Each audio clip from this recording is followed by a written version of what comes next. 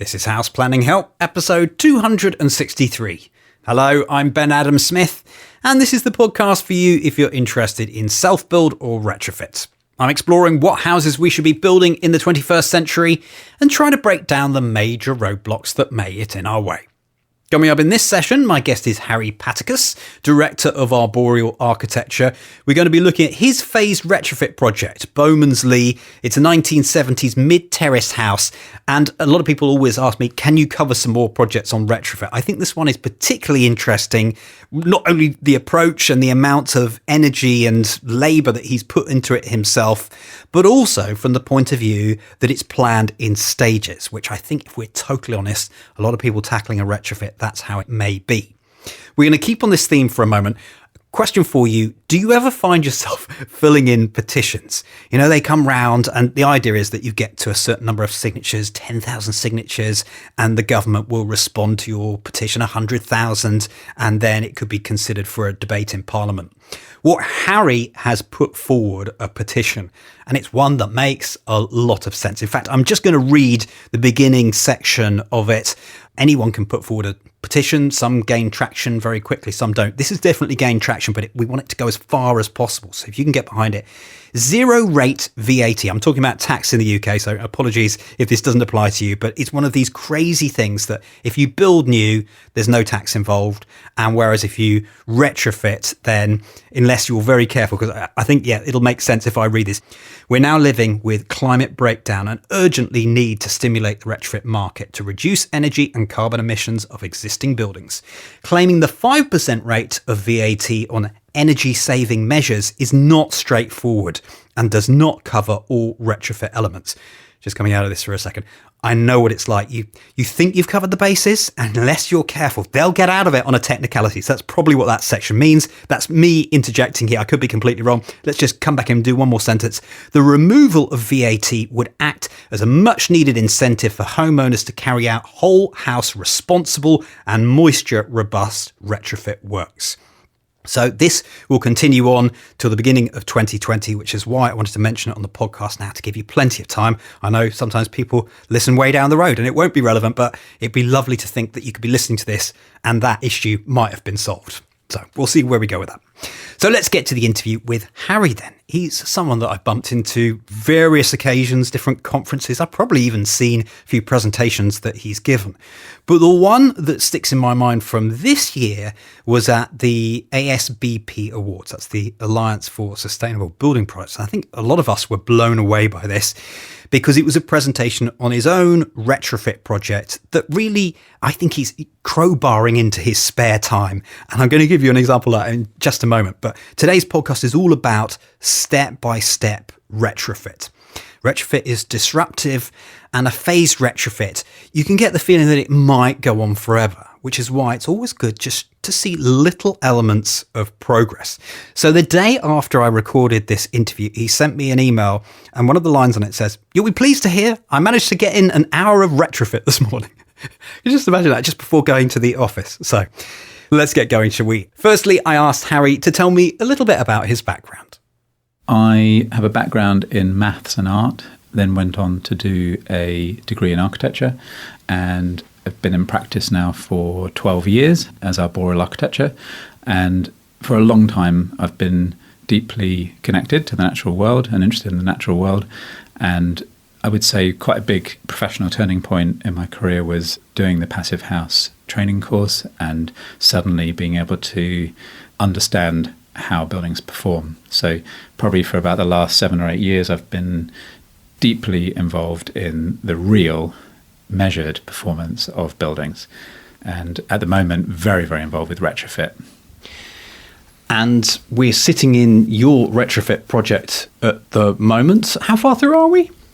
So we are probably about a third to a half of the way through this project. We're actually, in terms of thermal performance, we've saved about 60% of the heat required for space heating in the project. So we've already achieved pretty massive reductions in energy consumption and carbon emissions.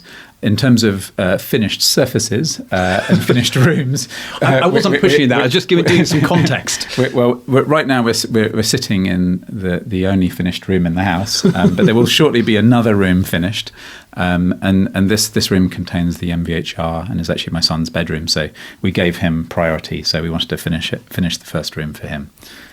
When did you begin? So we bought the house in 2016. With an eye to do this? With an eye to do this. So there was always an ambition to do a retrofit project. So that was our aim. We were going to buy a different property for less money. So there was going to be more budget for the retrofit works. This property cost quite a bit more than we were budgeting for. So we basically had a lot less to spend on the retrofit works. That is part of the reason why we're not as far through as we would have hoped to have been.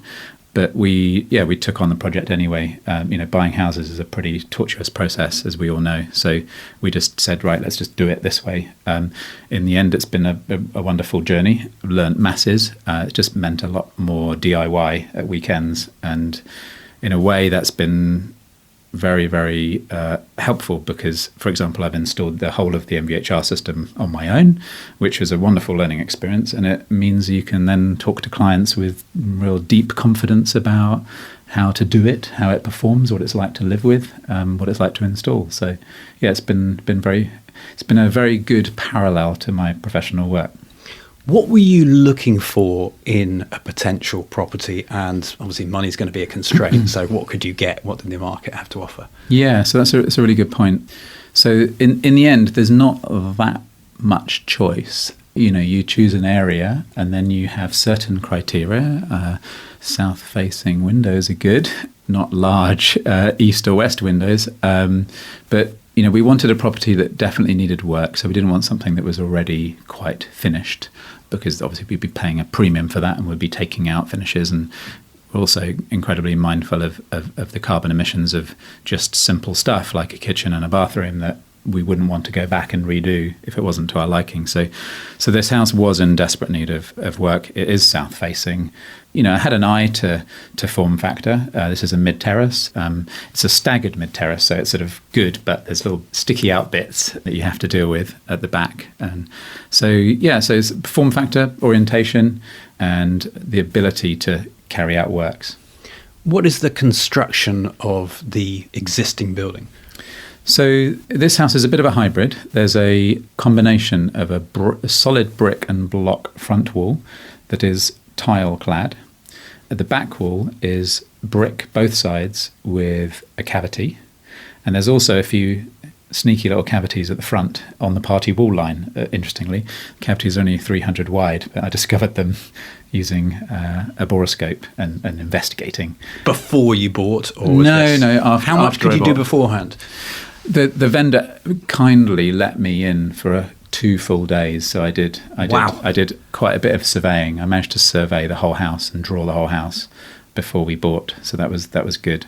There was asbestos here. We knew that. We had a test, so that was certainly the first job was to. Where was that? Mostly in the ceilings. A couple of sheets of AIB in the services cupboard, but the stuff in the ceiling was plasterboard, so it was Chrysler tile in the Artex. And how do you make sure you deal with that responsibly and that you haven't got any dust left? So Asbestos Essentials on the Health and Safety Executive have some fantastic sheets. There's certain work you can do as a person, certain work you have to get somebody in. So we had people in to do the right thing, made sure it's being disposed of responsibly. And we also had an air test carried out. And the guy that came round and did the air test said it was the cleanest house he's ever seen. So we had a lot of reassurance that we'd done the right thing. When you think about strategy, you've already mentioned that the budget is going to be tight on this. And to my knowledge, there are not a massive amount of phased projects that I even know about in the UK. So how did you start this work?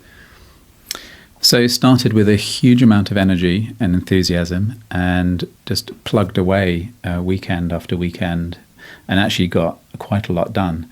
The key thing, we were renting before we bought. So we sold a property and then we started renting, and then we were in the process of buying. We wanted to give ourselves that flexibility.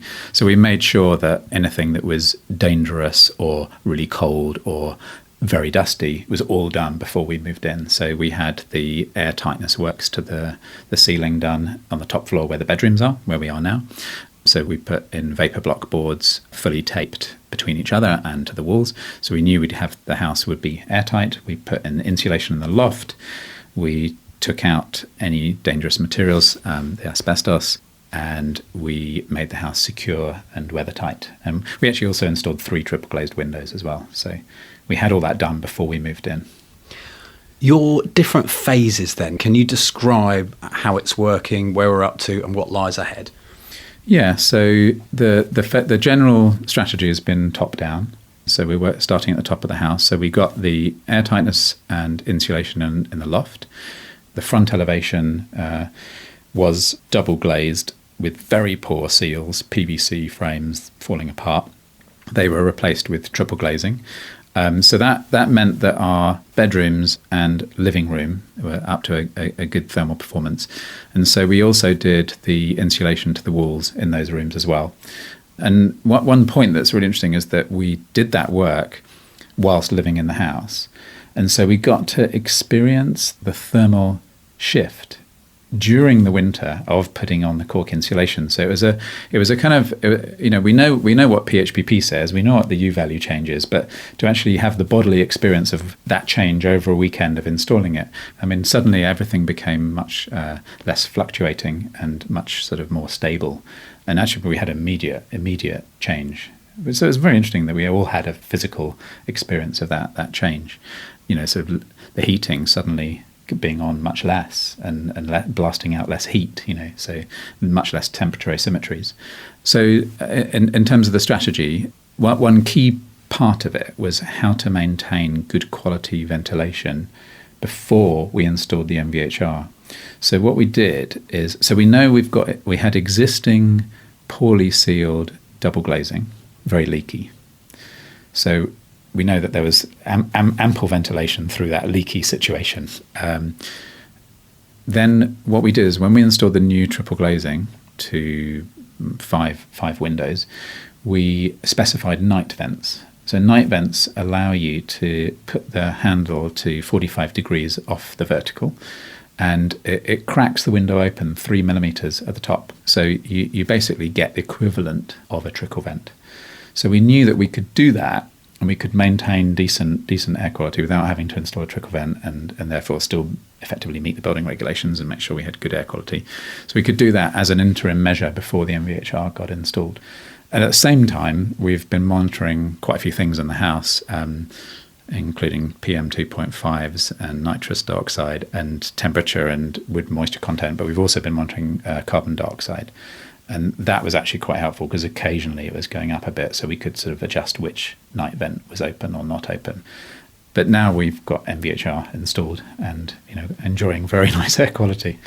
So again, going back to that phasing then, so you said top down, yes. Then the front elevation, the south elevation. You've Yeah. done a little bit of internal cork on the windows. What's next? Yes. So we're probably in a little bit of a lull at the moment. We're doing little bits of air tightness works. We're planning the next stage, basically. We're finishing a couple of rooms, but that's more interior decoration as opposed to thermal retrofit works. But the next big phase will be to work out where our living space is going to be. And when we submitted all our plans to the Passive House Institute and they were certified, we were thinking of a living room on the first floor, and we're now possibly thinking of putting it on the ground floor. So exactly how we phase that is a kind of critical thing. But in terms of what our EnerPHit retrofit plan states, the next phase is to temporarily insulate the garage door. Because the moment we do that, we reduce heat loss through the whole of the living room floor, the whole of the ground floor hallway, and a back wall of the garage. So it's actually thermally is a very good interim measure to reduce heat loss. But in order to do that, we need to actually block the door. So we need to create a new entrance to the garage. So that's a planned work in probably the next few months. There's a little patch of insulation in the porch which is the floor of the living room and the ceiling of the porch. So porches are notoriously difficult to get right in terms of the air tightness line and the thermal continuity. So we've got some fiddly things coming up. And that's actually all part of the EnerPHit retrofit plan, which is our step 3. So step 2 is complete, and step 3 is that plus some insulation in the bathroom. So once that's done, we finish step 3, and then step 4 is basically the ground floor, front and back insulation and insulation to the floor. And how have you found time to do all of this? You're running a business. We know it's disruptive. I mean, was there ever a side of you that just thought, actually, I need to wait, I need to build up the money reserves and do this all as fast as possible? I'm sensing not. You're right, no. I mean, as you know, the project was lucky enough to win the ASBP awards, and I think that helped a lot to have some recognition for all the hard work that went in, basically 2 years of Sundays, of sort of full Sundays, 10, 12-hour days of graft, with cleaning up at sort of 10 o'clock at night, going back to work the next day. That's not only physical, that's also mentally very draining because you're not getting your rest, and no doubt disruptive with the family. Yes, no, absolutely. The family have been brilliant. Somehow we've struck the right balance. It's not been that easy, but we've done it, and we're doing it, and we're seeing the rewards now. We're in my son's bedroom, and he's got his magnetic wall and all his pictures up, and he's got lovely air quality, and he's got a lovely triple glazed window, and he's sleeping well, and his asthma's got better, and we're sort of feeling like it's all been worth it. But you've also used this experience to teach him a bit about what you're doing, haven't you? Absolutely, yeah, you know about that. So we've so that's been a critical part. He's over the last 2 years, he's become a more helpful helper. How old is he? Let's work this out. He's about to become 8.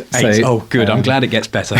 So yeah, it sort of started off with him basically sort of jumping on insulation and throwing it around, and now he's able to help a bit more. So he's been helping, but I was really keen that this experience of our family carrying out a retrofit would be something that he can remember for the rest of his life.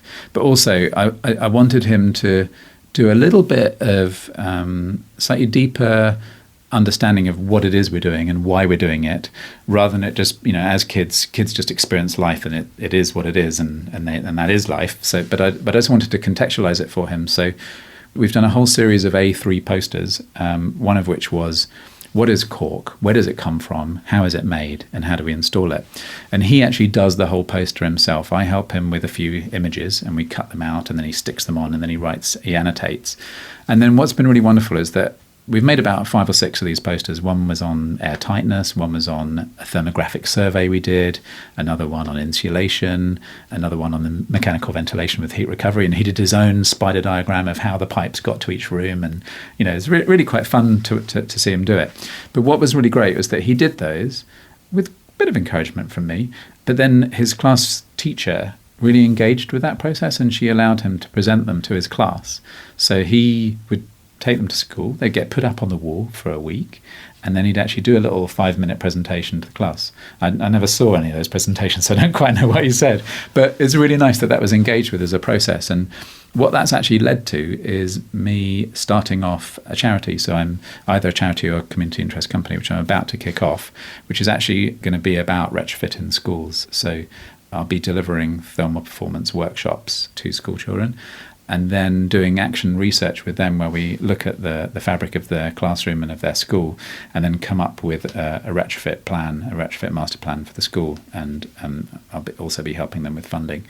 So this is a plan that has emerged out of this retrofit and engaging with my son, and I've delivered some workshops to local schools already, and I've had school children round this house, for example. So. Also, one thing that I always think about when your name is mentioned is it's almost like your plans sometimes are works of art.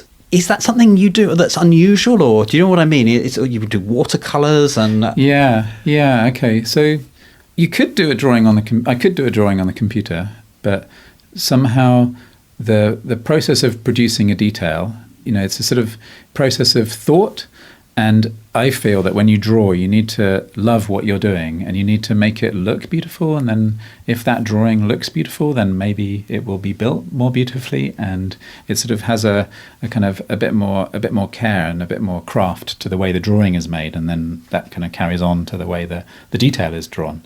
And generally, if I do find, I mean, particularly with watercolors and builders, they get it and they were, ooh, because drawings usually end up on the ground, but watercolor drawings generally don't. But I'll go and laminate it. But then we haven't had, I've had the odd little bit of help. The odd person's come around to help lift doors and things. But there hasn't been that much of additional builders coming in, so that we haven't really had to experience that.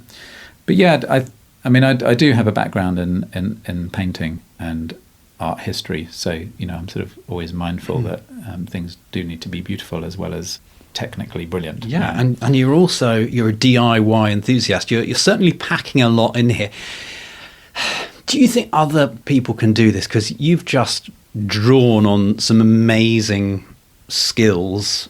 Well, I think so. Really, the question is we're facing climate breakdown.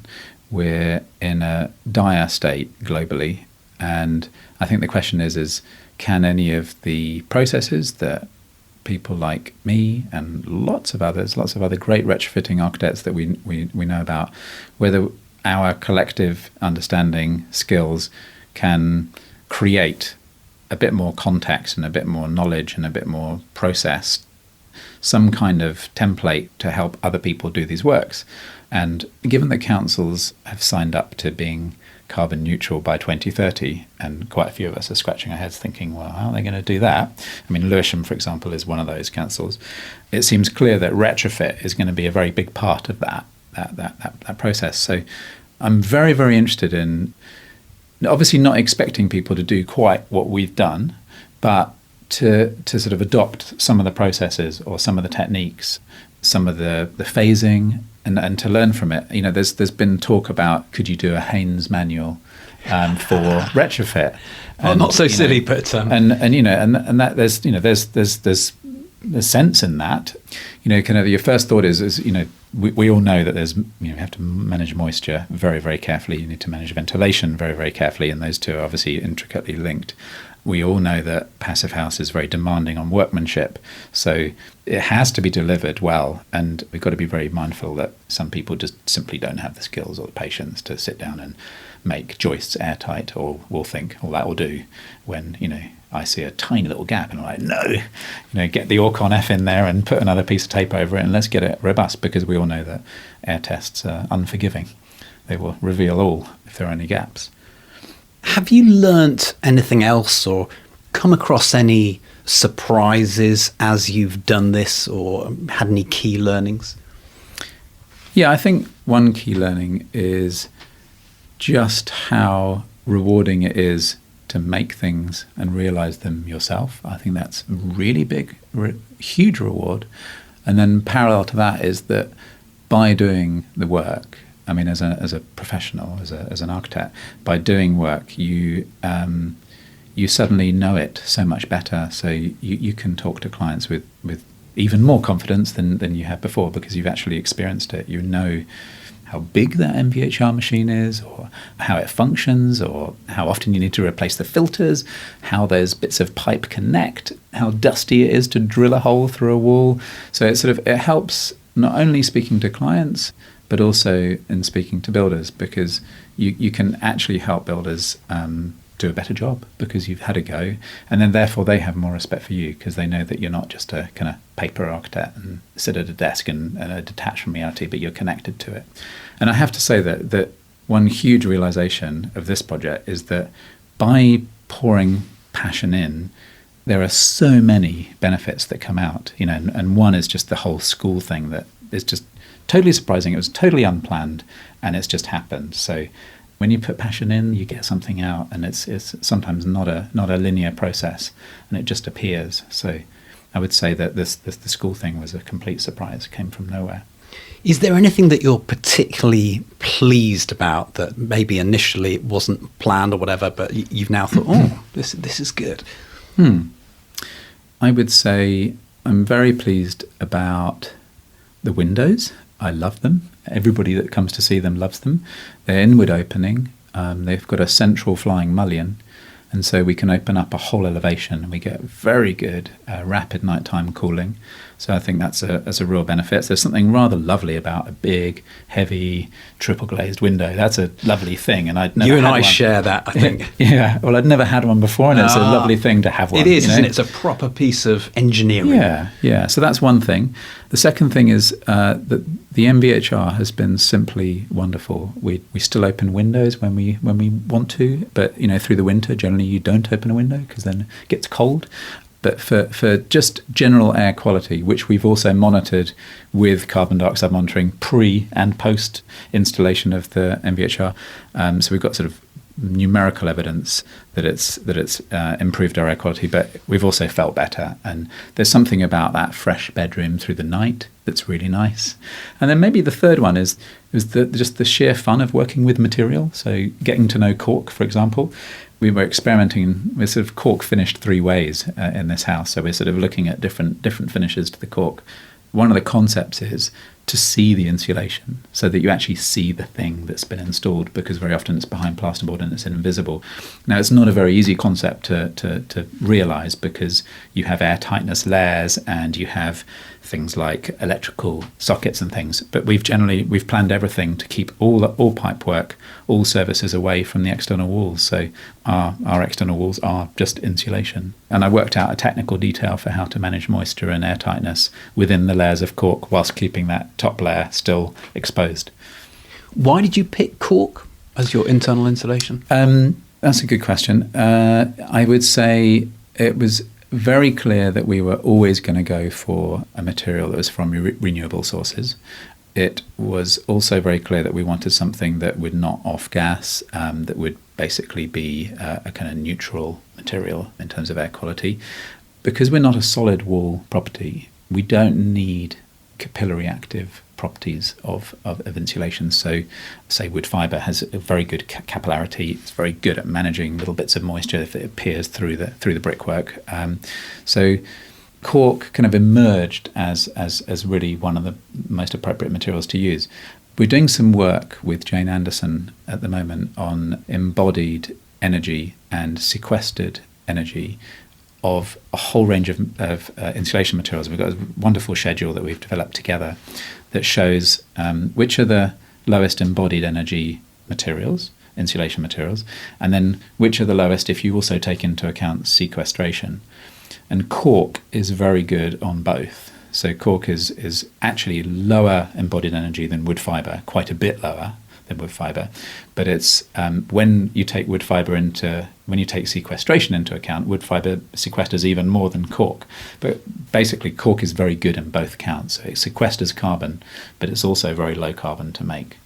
And as I understand it, the one challenge with cork is that it's got a very slow renewal process, and there's not a massive amount of it in the world. I mean, that's the one, when they built the cork house and said it was so fantastic, that seemed to be the criticism that came up. Yeah. So the amounts of cork we're using here. I'm not saying you built a house of cork. I thought I'd throw that in. Yeah. Well, I mean, it's a fair point, and it's actually a fair point with every material we use. Quite frankly, it's no easy wins really. How sustainable is something? It's often difficult to say definitely, isn't it? Yeah, it is. The same goes for timber. If the whole of the UK switched to timber, I don't know that there would be enough. I'm pretty sure there wouldn't, and then we would be looking at importing rather large quantities of timber.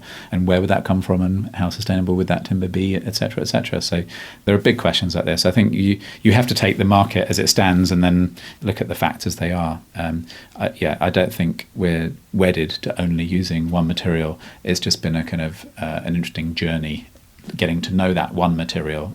I think wood fibre would also be very appropriate for this project, would work just as well. You mentioned a little while ago about how the insulation had really improved the quality of the rooms, the temperature. How have you been in the summer? I'm sure the winter it's all going to be lovely and cosy. It always does seem to be in well-insulated, airtight houses. How's the summer been? That's a really excellent question. And I would say in periods of heat waves, it hasn't performed nearly as good as we'd hoped it would. So we've got triple glazing, which has got a G value of 0.5, and we were going from G value of 0.7 or something. So we should be getting 20% less, or we are getting 20% less sun through the window. So we knew we were actually getting less than our neighbours. Cork doesn't have much decrement factor, so we're not getting much effect from decrement delay, and we have a kind of medium thermal mass. It's not very heavy, but it's also not super light. So on the top floor, it doesn't cool down that quickly because there's lots of blockwork walls and brick party walls.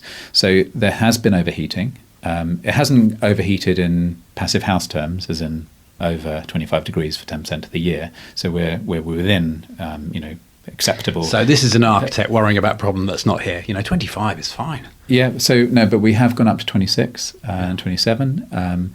28 is my record, but it was a night cooling thing. It was just so warm outside. Yes. But it only did it for 1 or 2 hours. But that's the highest. And in one room, I'm talking about the other side of the house, much cooler. Probably like your downstairs, much cooler. Yeah.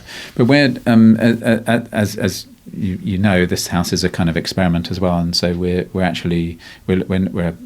right now there's a sail workshop down on the south coast of England where 3 bright yellow sails are being made for this house, and they're going on the front windows. And we're really keen to have a low carbon, low tech solution to shading, to reducing overheating in the summer. And we're gonna have a little bag. These sails are gonna live in the bag, and they're being made now, and it's too late for this summer. So they'll probably get put up some photographs, but then they'll get put away in the loft, and then they'll be brought out next May or June next year, whenever there's a heat wave. And they will pretty much 100% shade the 2 top windows, and over 50% shade the very large living room window. And we did anticipate this, so we have allowed for some extra lugs for attaching the sails to. And the concept that I'm really excited about is the concept of being able to tune your building.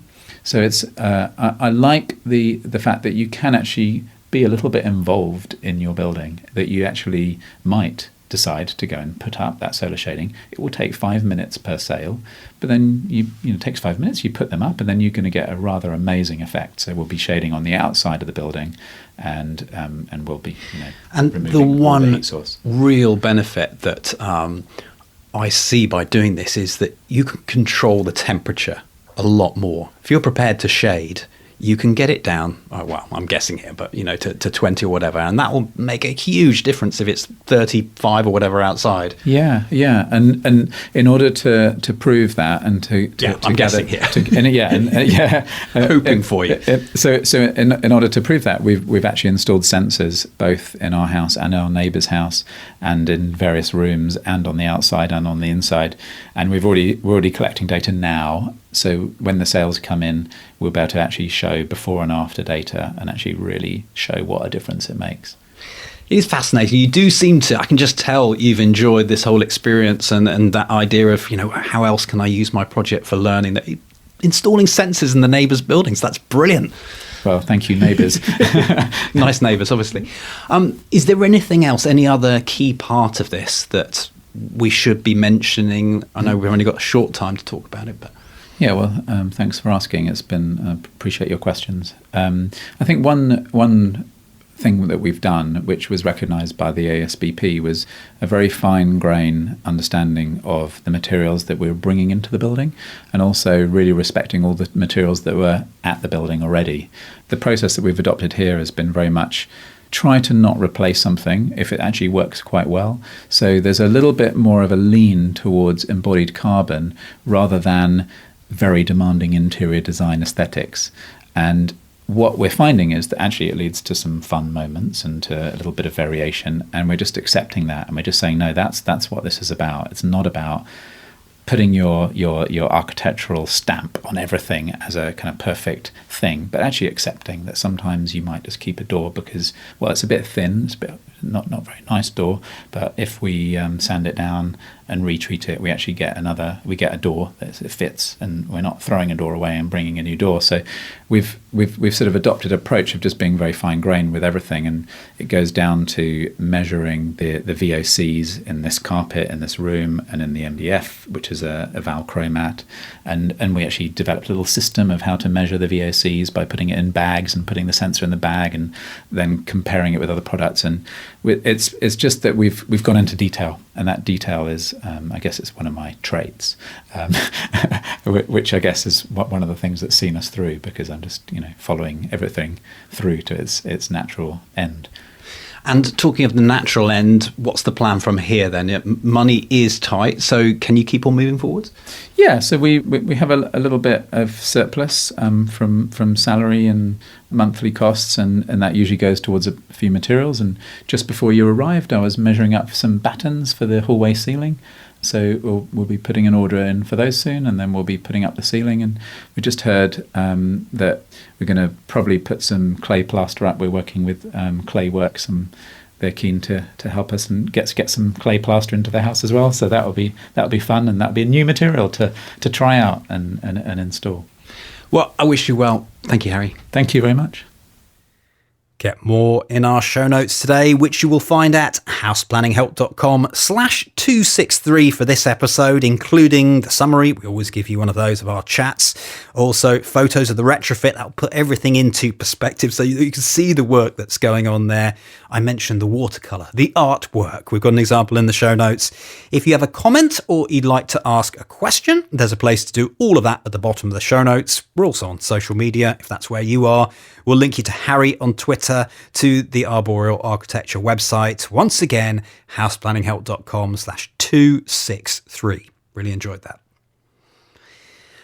Like our podcast, well, you can go further in the Hub. This is the membership community that we've been running for a few years now. I think it's either our third or our fourth birthday. And the idea being, this is where I want to give you extra support. I run a production company, Regen Media, so there's definitely an emphasis on video. I like making videos, and although it's incredibly time consuming and sometimes expensive as well to do it, I think it's worth it. I'm trying to concentrate everything in here. So we're building up our in-depth video case studies for one thing. There's a new chapter that's gone in of my own one. So we were filming the entire way through my build. If you want to take a look at this, where we're up to now. Here's a clip of Chris Parsons explaining what's happening now the superstructure's up. So now that we're roofed in, we need to start thinking about the airtightness layers. We're using a membrane which runs underneath the bottom chord of the ceiling trusses, of the roof trusses and the rafters. And we need to tape that and make sure it's all nicely joined. And that's going to eventually join to the plaster, the wet plaster that we're going to put on your walls. And the plaster and the membrane combine to form an airtightness membrane over that top section. Makes a lot more sense as well if you can see what is going on, which is why we've got our videos in the Hub, along with all our regular features, the courses. We've got our conference calls that we hold monthly with various different expert guests on different topics. We've got our forum, which is the base, where whenever you have a question, you can post it up in there. And we're always trying to research things as well for you if we possibly can. Perhaps there's someone you want to hear from, you want to bring them onto a conference call, we can maybe do that as well. We're looking for ideas from our Hub members. So if you haven't done so already, check out what's in the Hub at houseplanninghelp.com/join. And the other thing is, sign up for a month, check it out. If it's for you, great, stick around. If not, you can unsubscribe straight away. But it'd be lovely to help you on your self-build journey. That's it for today. Thank you so much for being there. The House Planning Help podcast is produced by Regen Media, content that matters.